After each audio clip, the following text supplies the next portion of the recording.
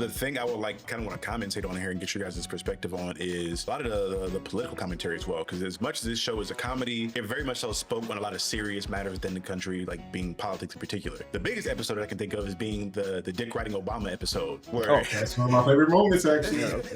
You're seeing something that happened in real life. Granted, you know, there are some people have very valid reasons to dislike some of the things that Obama did in office, and on the other side, there are reasons to love Obama. I think most black people, especially, like we lean more on the love than the hate side. This ain't to criticize like any president. The thing that I found so funny about that is looking at somebody like Granddad, who went through literal segregation and went through the civil rights movement. So you're showing somebody like him, hey, you're about to get a black president. You fought for rights and to drink out of the same water fountain as somebody else. Now you're about to get a black president. And you saw how much he dick rode Obama up until the point they realized, hey, he can't just give you everything you want. He can't save black people because it's just not the way the system works. And seeing how quickly a lot of people turned on Obama, or at least in particular Granddad turned on him, because when you have that reality of how the political system works and that commentary there, it felt like a way to break down and explain certain political policies and the way politics work to the layman. And it was really interesting how they did that, because they did it in a comedic way, but also really explained it in a very like broken down way without it feeling pretentious, in my opinion. Yeah, I agree. I mean, seeing Curb Your Enthusiasm to a degree, talking about 400 years worth of systemic racism can't be undone in an 8-year span. I mean, that's just not how systemic racism works, you know, but understanding that, like, you know, like that is something to be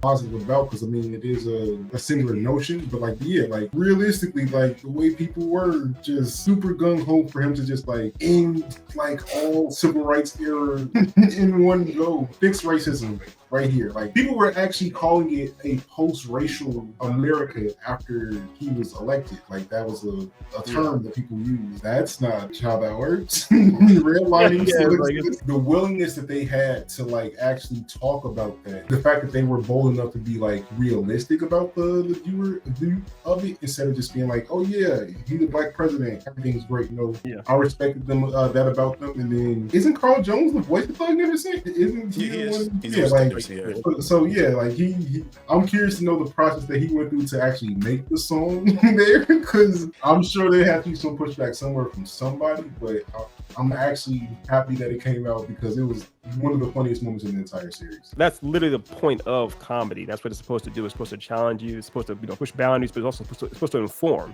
you know, and it's supposed to be done, like you said, Dev, in a palatable way to the lay person or just people who are uninitiated or, you know, kind of ignorant about these type of things.